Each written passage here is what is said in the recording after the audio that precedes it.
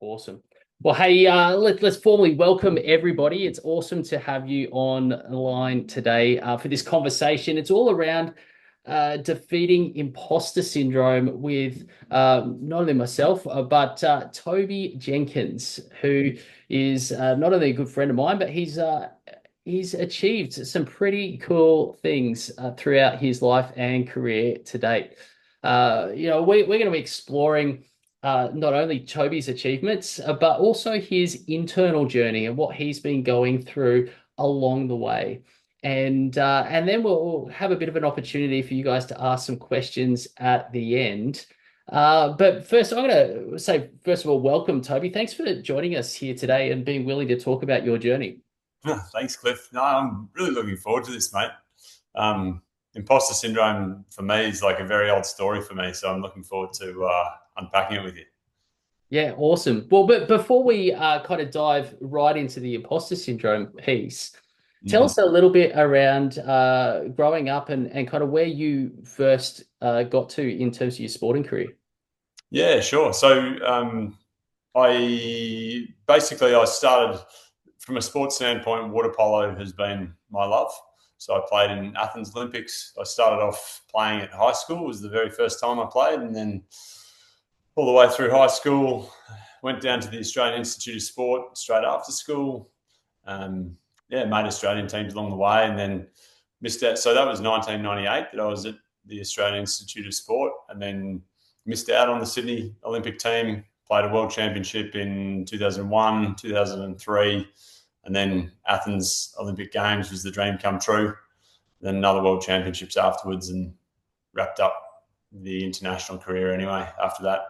And professionally in Spain as well, in Barcelona for a season, which was pretty fun in Okay. 2000. Yeah, I wasn't aware of that stint in your career. Yeah, it was awesome. Excellent. Cool. So obviously performing at the top level, highest level that you can, really in Australia here, at least in your field, your chosen sport. Mm. What was that like? How did you and what was the experience like? Because I haven't performed at the top level in that sense, and probably few people that are on the line would have as well. So talk us through a little bit about what that was like. Yeah. Where to start? I mean, there's so much to it, isn't there? I mean, there's um, really, I think initially I just loved it. Yeah. I just I was a swimmer. I was a good swimmer, but I was never going to be a great swimmer. And then I found a pool and a team sport and a ball sport, and I was just happy guy. So that's been really the joy of water polo for me. And then had a fantastic coach. I know you talk about coaching a lot, Cliff, and you and I sort of jam on coaching as well. But had a fantastic coach who was so enthusiastic and energetic. Originally, that very first coach, which is so formative, I think, in Yeah. any pursuit, any discipline, really. And and so fell in love with it. He invited me to club, started playing club. Missed out on teams, plenty of teams along the way. I was bitterly disappointed in year 9 when I missed out on a state team. Made it the following year, and then sort of proceeded to gradually go through the ranks. But mate, yeah, like any journey, there are times when obviously the highs of making teams and participating in something like an Olympic Games was mind-boggling. I mean, I still remember.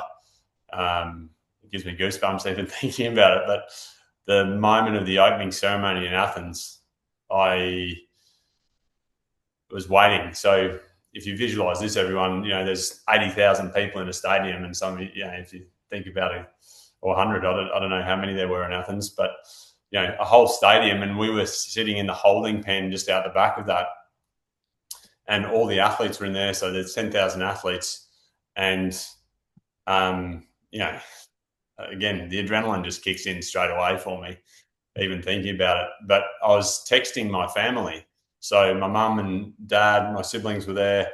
And I remember mum saying, "Hey, look, as you walk into the stadium for this opening ceremony, the athlete parade," she said, "We're up on the right as you walk in."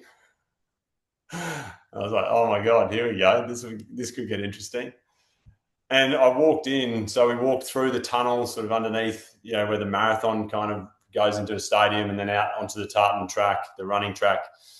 Walked in, walked around, and the adrenaline is just through the roof. And I remember like scanning the crowd for, to try to find them. And there was this, I spotted them, is what happened. And I remember running over to a speaker, and I jumped on top of this speaker, big black box. I don't know whether I was out of bounds at this point, but I jumped up on top of the speaker and like connected with my family up in the stand. Amazing.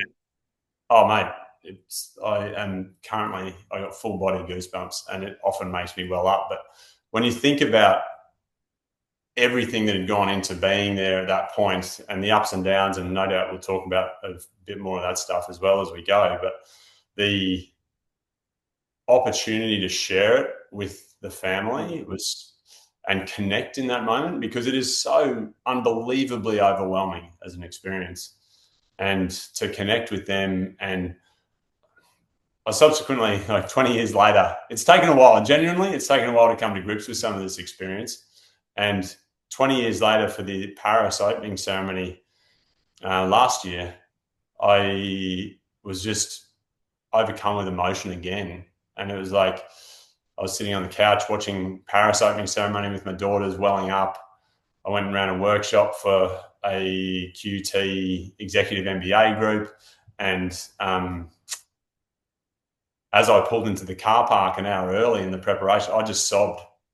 And a little bit later that night, and I was saying to Luce, my wife, who Cliff knows and Mara knows, this is, this seems overreaction somehow, or it just seems like I haven't had this reaction previously. And then that night, I remember I was sitting on the toilet at home with the door shut, again, crying, just texting my family saying, I'm just so glad that you were all there, because I wouldn't have been able to explain what that experience was like. And, to genuinely share it in that moment was just, incredibly special. Still is, clearly. Yeah. I just the most meaningful moments are those that have the most intense emotion that's attached to it. And I think, just hearing you talk about not only that particular moment, but then, how it's still affecting you 20 years on, we get this sense of how meaningful that is for you. But in that environment, right, you are one of the world's best water players at the time. You're probably I don't know what the percentages are. The 0.05 top percent would be actually there performing at the Olympics. So you're one of the world's best, the highest performing. You wouldn't have self-doubt, would you? No, just tons of it. So much of it, in fact, that, the day I arrived in the Olympic Village, I thought I had a stomach infection. The day I left, it stopped. As a physiological response to just doubt, fear, excitement, anticipation. Yeah, the whole box and dice. Yeah. And it's really, talking to you previously and hearing you speak about some of your experience. I think you are a living example of the fact that the highest performers aren't immune from self-doubt, from feeling like an imposter, from feeling like a fraud. If I ask you, when did you first kind of experience some of those feelings? It's a good question. I don't know, but I don't know that I could specifically put my finger on a certain time or incident or anything, but I always remember feeling as though I was the last one selected on any team I ever made. And that experience is then, post water polo has definitely gone into business and coaching and speaking and all that kind of stuff. Yeah, the internal chatter is real. Mm-hmm. And the physiological response to that is also real. I mean, I have this Whoop band that tracks some stuff, and I know that if I walk into a room of people to speak, my heart rate, which is normally, a resting heart rate of 47 or 48 or something goes to about 120 in about, a very short period of time as soon as I stand up in front of people. And I love it. And I've done hundreds of workshops and I really look forward to it. But it's still there. Yeah. Yeah. Yeah. Really interesting. How did your self-doubt on the world stage, at the Olympics and world champions and that sort of stuff, one, how did it affect you? And two, how did you manage it back then? Yeah, well, this has been an interesting thing for me, Cliff. Like back then, really, I feel as though the approach was very much harder, tougher, stronger. Eliminate stress and pressure. Set goals and chase them. And therefore, the fact that you're having self-doubt became a source of doubt for itself. Oh, hang on, I'm worried about my performance now. I'm worrying about the worrying about performance and into this metacognition. Yeah. And so for me, that was, I mean, if I look back now, as I say, the day I arrived in the Olympic Village, I thought I had a stomach infection. If someone had said, "Hey, Toby, this is completely normal," and in actual fact, part of the prep, and I'm sure they do this now, from a psychology standpoint, is, this is an expected reaction to what you have just determined as one of, if not the most important moment of your life to date. Yeah. So I had built that up to enormous importance in my mind. And what I've learned is that, the more important something becomes, the more likely we are to have these experiences of intensity, where the highs and lows, right? And so, but it's absolutely plannable. You can expect it. You can then determine what you're going to do with that. But back then, I assumed I was sick. So I backed off my training. I changed my behavior. And in hindsight, if someone had said, "Mate, you're good. This is a stress response. You'll be okay. Drink a bit more water and eat normally," I would have done that. But instead, you change your diet, you change what you're eating, you're drinking, you go looking for medication. You're trying to sort of suppress it or repress it or make it go away. Yeah. Whereas my whole approach to this kind of stuff has changed dramatically since then. Yeah. No, definitely. Just to kind of pull a thread through some of the conversation so far, we talk about the intensity of emotion that's attached to the most meaningful experiences that we have. Not all of those emotions are positive, right? Yeah. And so again, if we can expect the highs and the lows, if we can expect, if we're talking about self-doubt and imposter syndrome, and say, "Hey, I anticipate this," then we can actually prepare ourselves for it. It becomes easier to manage in that sense, because we're being proactive in the management of it, which I think is super important. Sorry, just the other part of it, Cliff, to me, is also that idea that, in fact, we can use it as an indicator of what really matters to us, right? Yeah. So when we experience these tough or unhelpful emotions or thoughts or feelings or sensations in our bodies as well, or physiological responses, depending on how extreme it is, that can point to some of the things that matter most to you. And sometimes that can be really useful, because it can point to values. It can point to who's important and what's important. I mean, another example I often give is, like, I haven't experienced anger as I've experienced with my children, other than being punched in the head in a water polo game.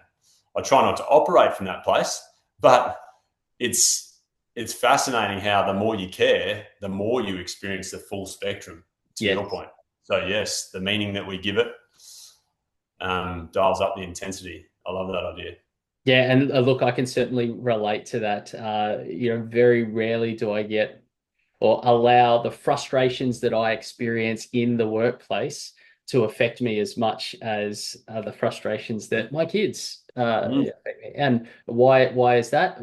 Because the relationship with my kids matter more. And so, completely relate there.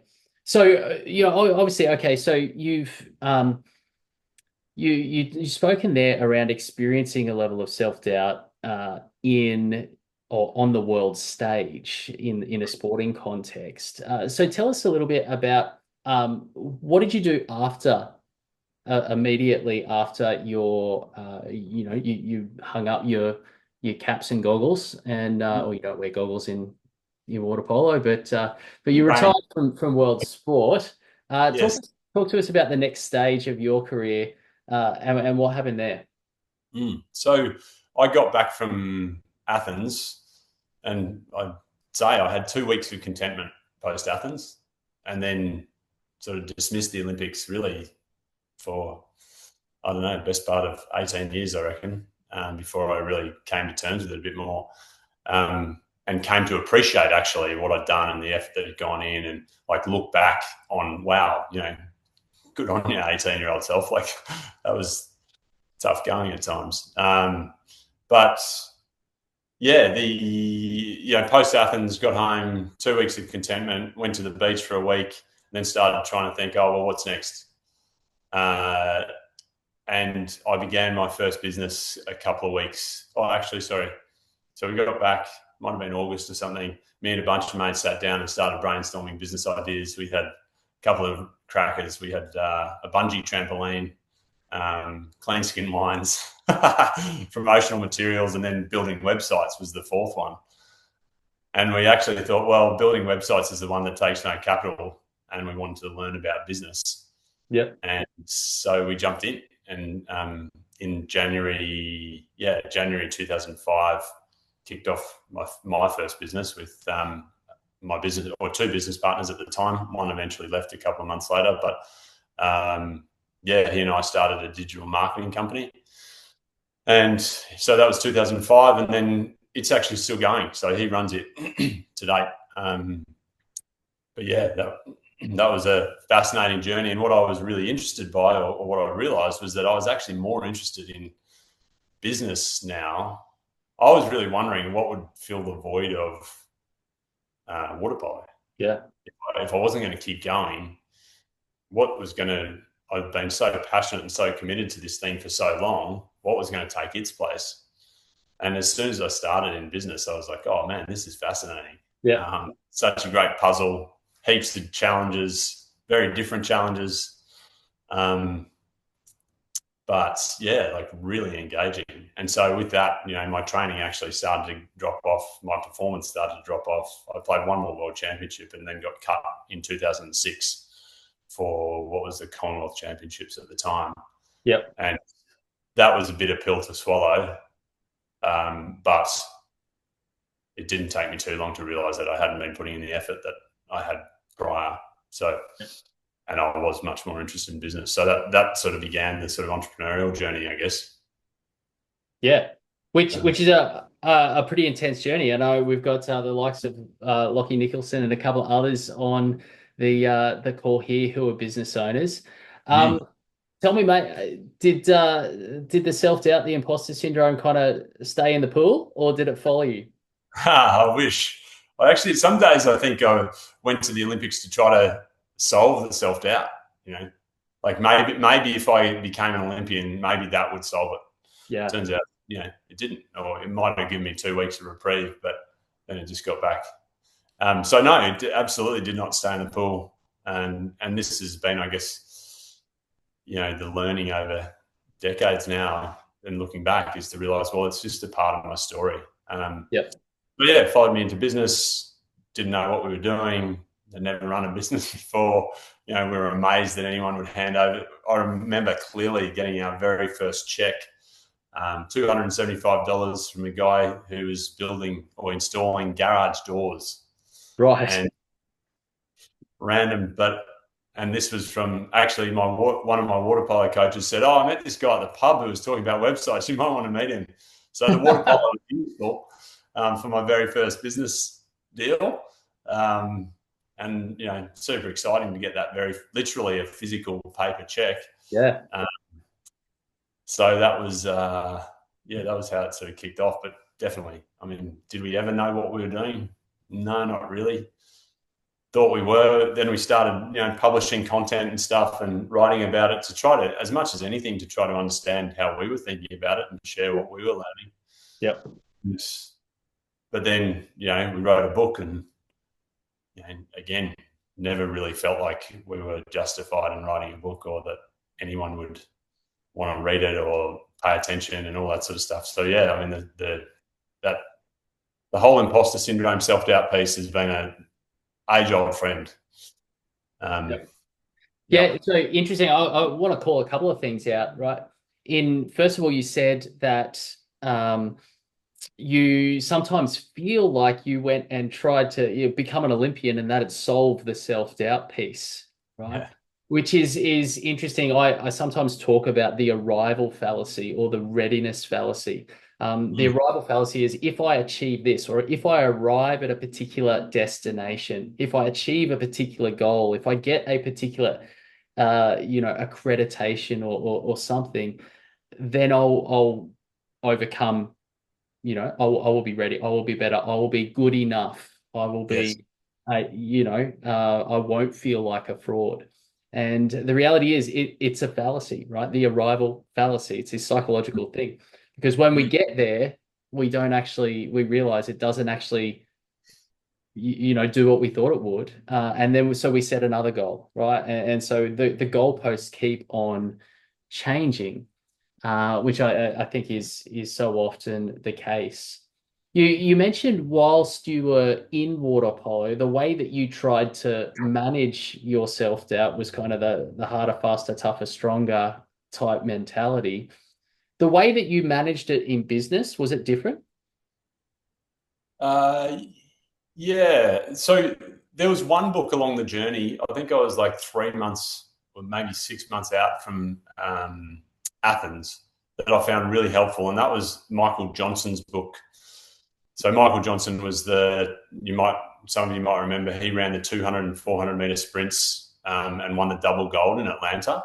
Mm-hmm. And he wrote this book. I can't remember the title, but it was basically about his journey to those double gold. And he said the moment that it all changed for him was when he started to say, when a journalist would say, "Are you trying to win 2 gold medals here?"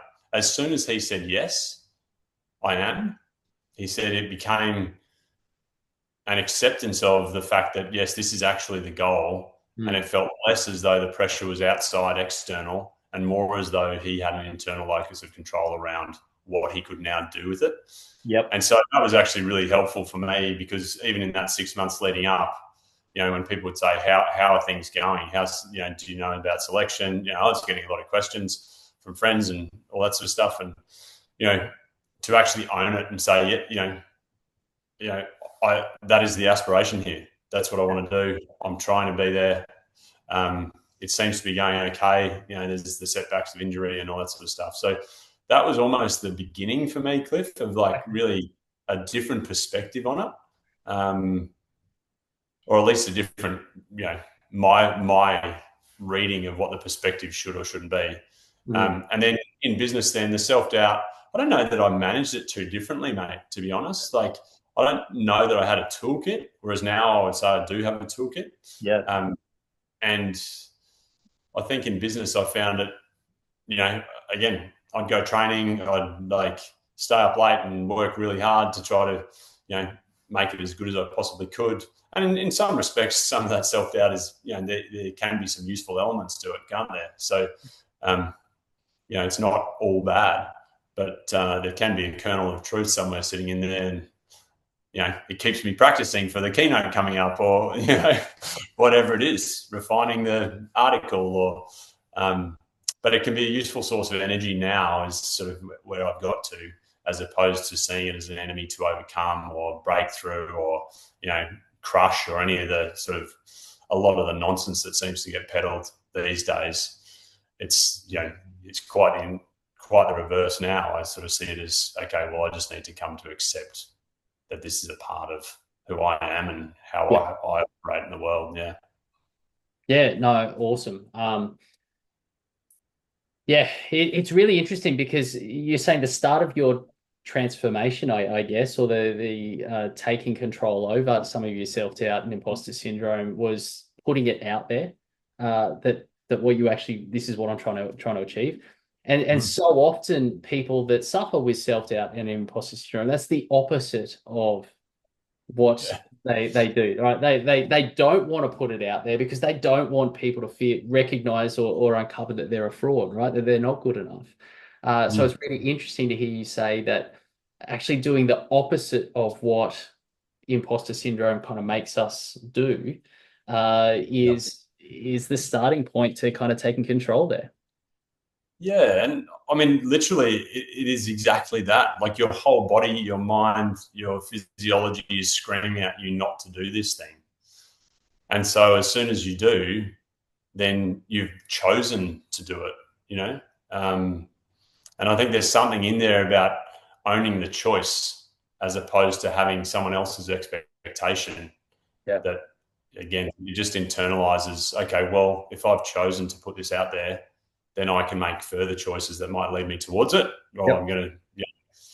But yeah, doesn't. And the other part of it for me is that even with a ton of practice now around sort of this acceptance, more of an accepting approach to this experience, it still doesn't make it any more comfortable, you know. And I think that's one thing that sometimes when I talk about this sort of stuff with clients and audiences and stuff as well, is that there's an expectation that just because I have recognized the choice, that perhaps it will get more comfortable or appear less often and that kind of stuff. But actually, it remains uncomfortable. Um, but my ability to sort of hold it or sit with it has expanded somewhat. So, Yeah. and that's been a lot of practice, basically. Yeah. No real shortcuts in my And experience. I think it's a really important point, right? When we start talking about defeating imposter syndrome, defeating or victory in that space. And I often talk about, the internal war, fighting your internal battle. Yep. And victory doesn't come from never experiencing it, self-doubt again. It's Mm, from experiencing it and having control over it. It's not letting the self doubt hold you back from mm, doing what you need to, from achieving what you want to, and getting the most out of life. Right. That's what victory looks like. Your ability to, as you said, kind of hold it and accept it, and mm. keep moving forward. Right. Yeah. So my question then, I guess, is where did you learn that? Like, where did you go through from business to developing Mm. the toolkit that you referenced a little bit earlier? Yeah, so the toolkit that I've fallen in love with is from psychological flexibility. So it's a 40-year-old evidence based World Health Organization science, psychological science. And Cliff, I know you are a psychologist. I'm not, but that is so you're familiar with this stuff. But so acceptance and commitment therapy is what it's called if you're a therapist, or training if you're a coach like me. So um, and really, I was introduced to that in what I've come to sort of call my crucible period, which was I had my second daughter. She had silent reflux. I had a shoulder operation from throwing a ball as hard as I could for 20 years. My father-in-law had leukemia. Dad had died from a brain tumor, and all of these moments, sort of the pressure, um, and the crack showed up, right, and it was enormously challenging period. And basically, at that point, I was introduced to the core toolkit of psychological flexibility and found it enormously helpful. And in that instance, perhaps less about self doubt and imposter syndrome and more about, um, dealing with grief and frustration. And particularly for me, it was around frustration with work. I was I was working in marketing, and frankly, I didn't want to be anymore. That was the crack that really showed up. All the other stuff actually made sense. um, so yeah, and so I found that really helpful. And the three key pillars of that are to open up, to be present, and to do what matters. So let's open up, be present, do what matters. And opening up is not necessarily about opening up to others, but opening up to our own lived experience of, fear, frustration, imposter, anger, sadness, loss, grief, all of the richness of human emotional experience. How do we open up to that as opposed to trying to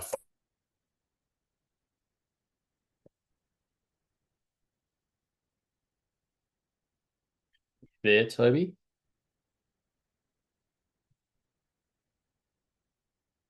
back? Sorry, my Wi-Fi may have dropped out there for a second. It Did did. you It did? Wait, Okay. yep, but you're back. I'm back. Okay, cool. Yeah, so there's that open up bit of opening up to these lived experiences and then being present enough to recognize that we have a choice. So that's the role of mindfulness, is how do we recognize even when experiencing imposter syndrome, self-doubt, well, I still have a choice. I still have control of my limbs. Mm. And then what is that choice about? Well, the choice is to do what matters. So what really matters to me here, and how can I take action, as you said, that moves you towards that. And to me, that triangle is a never-ending set of practices. The self-doubt keeps showing up, so the ability to open up to that, be present enough to recognize the choice, and then make a choice that you think moves you towards what matters. That's never-ending set of practices. Yep. Yeah. No, when I talk about one of the strategies that you can use to combat imposter syndrome and self-doubt in this way is reconnecting to purpose, right? Which is really what you're talking about there in doing what matters. There's some fascinating research around just taking 15 to 20 minutes, just writing about your core values and your purpose and what matters. And that can reduce the physiological stress that we have. So they've measured cortisol and norepinephrine and all these other biological markers post that writing activity in specific scenarios that have been designed to create as bigger social stress response as possible. And which is like giving a public talk in front of a panel that's been trained not to give you any feedback, then post that to count backwards from I think it's like 2037 in groups of 13, and you've got the panel members saying, "Come on, you got to do it faster. You're not doing it fast enough." Like they're designing these scenarios to be as stressful as possible, but simply writing about your purpose, simply writing about why you're doing what you do and what matters to you, can reduce or does reduce all the physiological markers of stress and Wow. self-doubt. So, I absolutely love kind of, I'm a bit of a fan of actors as well, Toby, but what you're talking about there, that reconnecting to what matters, being able to feel self-doubt, connect to it, and then keep moving forward. Yeah, it's a funny thing, right? It's actually owning the whole of the experience, because I love the yin yang symbol. Many of you are familiar with it, I'm sure. Yep. The teardrop with black teardrop, white dot, white teardrop, black dot. And if we are willing to own the whole experience of the aspiration of purpose and values and that sort of stuff, as well as make room for the self doubt, the imposter, the challenge, then we have choice, right? Like that's where we sit. And so it's great. Mate, you and I have spoken about this stuff a bit, so love these combos with you. One of the other techniques that I often talk to people about is creating psychological distance from or between your inner imposter and your true, your core self. And I know I've heard you speak about you've built out your internal imposter. How you, as in terms of a bit of a persona. Did you want to talk to that a little bit? Yeah. So, and sorry, I've just noticed that Kat has asked a question. So, Kat, let me answer this, and then we can have a chat about your question too. Thank you. Or would you prefer to say them to the end, Cliff? Yeah, well, I was going to ask you this question, then I was going to go to questions. So we'll get okay, no worries. Yep. So so there's a couple of ways to create space. And I mean, if you have a pen and paper in front of you, feel free to have a go through this or perhaps after the session. But one of the things, just like Cliff was saying about writing down purpose and values, if you actually write down the uncomfortable, so there's a bunch of questions I ask. What are the uncomfortable thoughts or unhelpful or uncomfortable thoughts? What are the unhelpful feelings? What are the unhelpful sensations? What are the and then the idea, and sensations being the physiological sensations. And then the idea here is to then say, okay, well, these thoughts, feelings, sensations, where do I experience them in my body? And for me, often that self-doubt imposter is like a hard lump underneath the ribs, like maybe the size of a tennis ball. So where do you feel it? Does it have a color? Does it have a shape? Does it have a size? Does it have a texture? Does it have a weight, a temperature? And can you give it a name? And so I used to call mine, I now call it Toby, basically, because I've come to realize that it's just me. It's a part of who I am. So essentially the idea here is by naming these doubts or the fears, it sounds a bit like a quote from Star Wars, name thy fears shall be and vanquish it you can, or something along those lines. But it's less about vanquishing it and more about acknowledging that it's showing up and sitting with it. And so by writing down your answers to those questions, you're doing exactly what Cliff just recommended, which is creating cognitive space, did you say? Or you're creating distance, but yeah. Psychological distance. So yeah. So you're creating space essentially between you and those thoughts and feelings. Yeah. So you're separating, and then by creating that little bit of space, you get to see a bit more of the optionality around. The other thing is naming or labeling is another evidence-based technique that works to help you to recognize when these experiences show up, in order to not to try to make it go away, but then to come back. And there's a very simple exercise, actually, if I can share this one, Cliff, that I love, which follows an acronym ACE. So acknowledge, ACE. So acknowledge, connect, and engage. Acknowledge your thoughts and feelings and sensations. Connect to your body. So have a little stretch, move your body around and recognize that you still have control of your limbs. And then engage is engage in the world. So what can you see? What are the marks on the wall? What can you hear around us? And the idea here is to go from very much internally focused on perhaps that discomfort of the imposter or the self-doubt, to expand our awareness a little bit just to our body, to recognize, oh, hang on, I still have some control here. And then expand our awareness even further again. And in doing that, what we are doing is, as I say, we're not trying to get rid of the imposter. We are making room for it. So it's the absolute opposite of what I would say I was taught. This to me is that in ancient traditions, they might call it surrender or acceptance, or, how do you sit with it and create space for these experiences, so then you can have the expanded awareness to continue to make these choices. So that has been really useful for my clients. That ACE exercise. This exercise helps them with craving, helps them deal with drinking issues, helps them deal with self-doubt, like all sorts of different stuff. So it's been really helpful. Yeah, and like this ties into so many of the different strategies and tactics that I often talk about in this space. But creating the psychological the space to accept, right? This is the experience, right? Incredibly hard, but incredibly valuable. Once we do that. So, hey, I want to open it up for a couple of questions from those of you online. So if you've got some, chuck them in the chat and we'll get to them. Now, Kat's put one in here. What is your guidance to differentiating self-doubt from incompetence? So if you're learning something for the first time and you're developing a new skill set, how do you differentiate between what's the imposter feeling versus hey, this is just I don't know how to do this yet? Yeah, it's a great question. I think the only thing that springs to mind is feedback. So,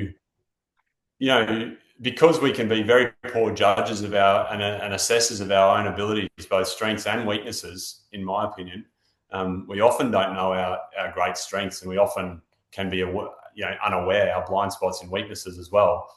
The opportunity is to find feedback, someone who you trust to give you real feedback, someone who trust, admire, respect, but also who actually have some confidence in the skill you are trying to feed back. That to me is probably the answer to distinguish self-doubt from true incompetence. Because we are all on a journey from learning a technique to then practicing that technique to become skill and practicing it further to mastery. So everyone is learning, but that may be one way that you could get some reasonably quick check-in on, am I overcooking this thing, or actually do I need to get better? Yeah, I think super important there. And I think it's important to reinforce that every time we do something new or we are developing a new skill set, self-doubt is natural. It's actually really healthy because it makes sure that we pay attention to what we're doing, right? This level of fear of failure, make a mistake. Kat, you mentioned surgery, right? If you don't have a level of self-doubt when you're doing surgery for the first time, there's probably a concern there. Okay, we don't want to harm the patient, so we're gonna be paying attention to make sure that we do that.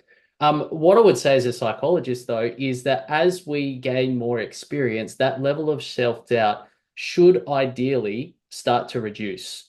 And so self-doubt is normal, but if it is persistent at high levels, that's when we would say that there's this imposter phenomena that is, a challenge for you. We all have various different challenges. And it's not to say that the self-doubt's never going to go away, but it should reduce over time. And that's the normal process of learning and mastering a skill set. And if it's not reducing, that's when we need to start having some sort of intervention, right? Whether it's getting the feedback from other people, whether it's getting some help, whether it's just sitting down and getting some mentoring, and whatever it is that's going to help you to do that. Lockie, he's got a question here. What's one of the biggest mindset shifts you face going through from athletics to business? And if we kind of put the imposter self-doubt lens on it, is there something that you haven't talked about in terms of your mindset shift that's allowed you to manage these things a bit more effectively? Look,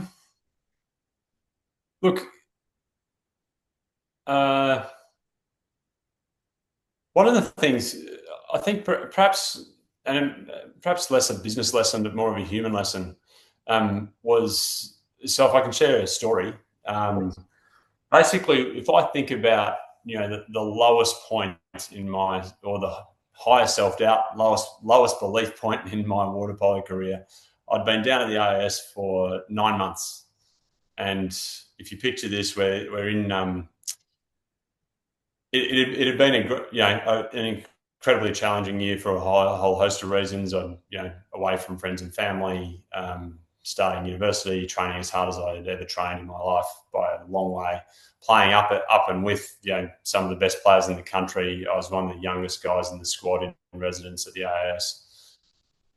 In September, looking back, it had been, I'd made the under-20 team. That was great, but I'd missed out on not one but two tours with the open men's team. And really, in my mind, that's what I was there to do, was crack into the men's team.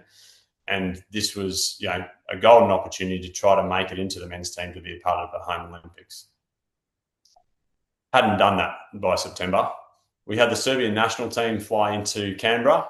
And so some of you may have even been to Canberra to the AIS. There's an indoor pool there. And right above that pool is a meeting room. And I'm in the meeting room. We've got 30 of the best players in the country in the meeting room ready for this training camp. Coach goes through everything he needs to go through. And he says, okay, who here doesn't have their uniform for the camp? I stick up my hand, and as I look around, I'm the only person. And he says, Toby, you haven't been selected. You're here as a part of the residential program. You're here to watch and learn. You can do the training sessions. You won't be playing the games, the official matches, or the training games. And, so you won't be getting a uniform. And this is all in front of the group. yeah, punchy. Some of my great mates, definitely my heroes in the room. I want to hide. I'm absolutely mortified by this. Anyway, fast forward a week, we're back in the same room at the AIS over the pool. Same group of guys. Coach has been through all the plans for the Sydney official matches, so 1, 2, and 3. Okay, and he says, "Rightio, guys, who here doesn't have their arrangements for Sydney, their travel and accommodation arrangements for Sydney? Stick up your hand." Stuck up for punishment. Stick up my hand. Look around. Same deal. I'm the only one. And he says, "Toby, if you're going to come, you'll need to make your own arrangements. I want to run and hide on at this stage, wishing I hadn't stuck up my hand and wishing I wasn't there, really." Turned to my mate, Tom, and said, "Oh, Tommy, would it be possible for me to come up to Sydney with you and crash with your folks? There's no point me staying in Sydney." Yep. I get up to Sydney, and finally it's the night of the first game. And really by this time, I'm wondering if I'd ever be good enough, and I'm standing up the back of the room. Coach is out the front. We're in a meeting room again underneath Homebush Aquatic Centre this time. The guys are doing their dry land warm-up in front of me. Coach has been through the game plan, tactics, strategy. I'm standing up the back watching. And Coach finally says, "Okay, everyone, let's go out to the pool." I kind of step out of the room and into the hallway to start walking out. And I feel this hand grab my arm. And I turn around and there was the vice captain, Nathan Thomas. So he's the vice captain of the national team. He had been voted that year one of the top 5 most dangerous players in the world. He'd recently come back from playing professionally in Spain. I didn't really know him that well, to be honest, just because we'd had a couple of months of training and that was it. And he was 7 years older than me. And he said to me, "Tobes, I've been watching." And as he did, he sort of opened his bag and reached into his bag and pulls out this T-shirt. And it looks a lot like the one that the guys have been given as a uniform. Same white shirt, same logo on the chest. And he said, "Mate, I have been watching. I've seen the effort you've put in. And I want you to have this old shirt of mine because one day I think you are going to earn your own." And if I think about this, there's probably a couple of lessons here. It still blows my mind. He just walked off and out to the pool deck. And if you think about the lessons here, there's a couple. One is I'm actually really proud of my 18-year-old self. The choices he made in the face of really overwhelming doubt. Yep. Complete absence of self-belief. He just kept showing up. The second lesson is that, we all face these moments. We all stand on the shoulders of the people that have come before us. We all face these moments at some point in our lives where the doubt is overwhelming, where there is no self-belief. And in those moments, we all actually rely on the kindness of the people around us. And I think that is we really do. And then the final part, leadership lesson, human lesson, life lesson, however you want to frame it. But clearly Nate, in a position of privilege and power, didn't have to pay attention to this youngest, least accomplished, least experienced player in the group. And yet he did, he was aware of me. And then he took, 30 seconds of his time and an old T-shirt to inspire me through non-selection in Sydney, right the way through to Athens, where he became my captain. And frankly, for the rest of my life. And it's one of those situations, right, where the debt can never be repaid. And this is the only conclusion. Nathan and I have had lots of combos about this T-shirt over the years. The debt is, I cannot repay that, but I can pay it forward. Yeah. And I think this is perhaps something that's only really come to me in the last few years, Cliff, and perhaps even more recently than that, as I've started to share that story in more detail, but is just how much, we rely on the people around us. And so we're so, I consider myself enormously lucky, and fortunate. And, it's great having friends like you and Mara and the families together, but all of us rely on these people around us, and we all experience these tough times. And so, whilst it might not be a mindset shift, sorry, that's a long way of addressing your question there, Lockie, but I do think kindness, we underestimate and undervalue the act of kindness, and just how tiny moments and acts like that can completely change the trajectory of someone's life. Yeah. So whilst it might help us deal with our own self-doubt or imposter, we can see it in others for sure. Yeah. And, it might have an enormous impact. 100%, 100%.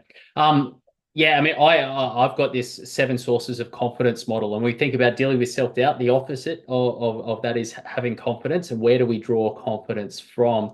And cheerleaders is one of those. Having people who encourage us, who cheer us on in the moments when we are struggling, is a massive source of confidence for us. And it's a great kind of example there, Toby. So look, we kind of wrap the conversation up here just because of time. I know, Jason, you put a question in there. We'll wrap up, and then Toby and I might stay on for another couple of minutes and answer that question.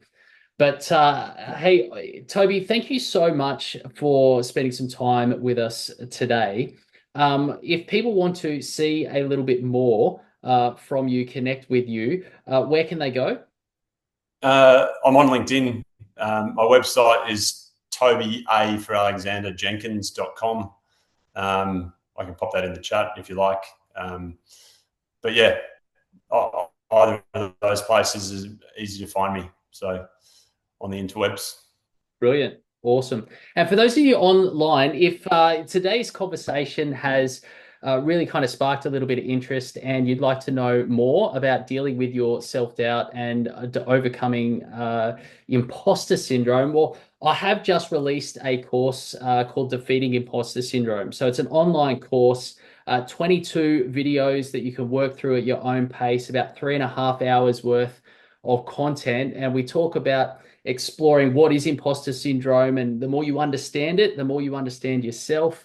How does it show up for you specifically? And then a whole range of strategies and tactics that you can pick and choose on to build a bit of a battle plan in order to kind of win that internal battle that we were talking about. And so things like the arrival fallacy that we spoke about earlier, the sources of confidence model, creating psychological distance in order to deal with it, and the sense of purpose and acceptance, all these kind of things that we've been speaking about here today are all specifically called out, and there's activities and things that you can do to actually practice applying those in your context and in your world. So that is available now, and I've just put a link to that in the chat.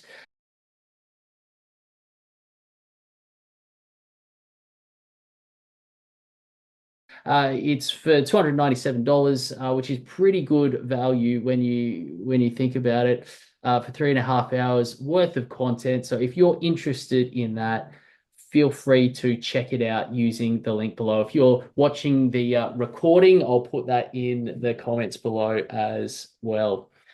So guys, thank you so much for joining us here today. It's been fabulous talking to you, Toby, and hearing a little bit more about your story. Some of it I knew, some of it is new to me, which has been great. And thank you for sharing that with, I guess, my network and those that are joining us. Oh, thank you, mate. Thanks for having me. I know we both feel really passionately about, helping people through these situations and that kind of stuff. And so, it's a real privilege to share it with you, mate. And thanks for having me along. Awesome. Well, thank you so much, guys, for joining us. As I said, Toby and I are going to stick around for a little bit. But if you're kind of done, it's now 1 o'clock. So feel free to jump off and move throughout the rest of your day. Thank you. Thanks, everyone. Awesome. Well, hey, Jason has put in a question there, Toby, that I thought we might just take the time to answer. How do leaders recognize and respond to imposter syndrome in their teams? I know that in your work with leaders, is that something that you have helped help other leaders navigate? Yes, I mean, again, a great question. I think there's probably a couple of ways to do that. One is modeling your own, right? So if you spend some time thinking about, even back to those questions, the thoughts, the feelings, sensations, shape, color, texture, all those sorts of questions that were earlier in this conversation. I think if you connect to your own, and if you can articulate that to others, then you are modeling the working with the imposter syndrome rather than fighting it. The second thing is, what is nearly certain is that other people's experience of imposter syndrome or self-doubt will show up in different ways, which is why if you run through those 7, 8, 9 questions, however many it is, if you did that as an exercise with your team, say, and just said, right, we're just talking about imposter syndrome for 30 minutes. Everyone, I want you to answer all these questions. What you'll get, if you've got a leadership team of 6, 10, a broader team, 30, 40, 100, doesn't really matter. And I've done this in groups of like 120. There is not a single person in that room who doesn't have an answer to all of those questions. And so everyone experiences it, shows up in different ways, and everyone's experience will be different. Some people it's sweaty palms, others it's like tightness of chest, other people it's, the thoughts may be similar, but the lived experience of it may well be different. Mm-hmm. And if you can open up to your own, you can recognize it in others. If they're willing to open up and share that kind of stuff, then, if I know Cliff's and how it shows up for him, then I can encourage him and support him to say, hey, mate, you look like you might be a bit hooked by your imposter at the moment. Can I get your input here, please? Or how, do we need to take this conversation offline? Or so anything you can do to really model this talk, or model that understanding of what imposter is and how it hooks us all, is valuable. Yeah, and I fully echo that, Toby. I think if you can normalize talking about it, that is one of the most powerful things that you can do. So when you think about the very nature of imposter syndrome and self-doubt is us not wanting to be found out as not good enough. And so the very at the core essence of what it is, it's encouraging us to hide, right? To remain hidden in the dark in that space. So as we were talking about before, often the way that we get a sense of control is doing the opposite of that, and actually shining a light on what we want to be hidden is often the most powerful thing that we can do in order to combat it, right? And so that's what it applies for us. But if we can normalize that with our teams, that becomes super, super powerful. And so what does that look like? I often sort of say, well, you lead the way, and as Toby said, kind of role model interacting with your self-doubt. And so it might be around, hey guys, we're doing something new at the moment. There's this principle that I talk about where take an external stimulus to deal with an internal issue. All right. So if you're thinking about self-doubt within the team as an internal issue, what's the external stimulus? So, hey, we're about to do something new, or we've got this new change coming through. I was listening to a podcast the other day. It's something outside the team, and you use that as a catalyst for conversation to deal with an internal issue. And so you say, well, hey, I was whatever the catalyst is. You say, hey, this is going on. I know when I have experienced something similar in the past, I've been racked by these feelings of self-doubt. I'm just wondering if any of you are experiencing the same, right? Or, hey, we're doing this. We've got this organizational change coming on at the moment, and I know that's really difficult. Here's what's going on inside my head. Here's what I'm worried and concerned about. Here's where I think, the self-doubt piece is coming in. What's happening for you guys? And so often that being vulnerable first and shining a light on your own self-doubt for others, role modeling that, is a great way to get other people to open up. And once people start talking about it, then you can start doing something with it, right? and supporting each other, being each other's cheerleaders, like we were talking about earlier. And just off the back of that as well, if you recognize that somebody is dealing with imposter syndrome or self-doubt, one of the best ways to help them overcome it is to help somebody else deal with the same issue, right?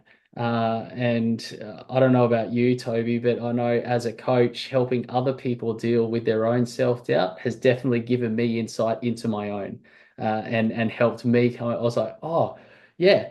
So I just told them to do that, or encouraged them to do that. Maybe I should do that myself, right? And go away and do it.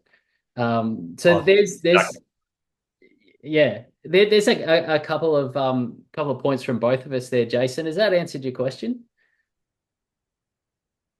Awesome.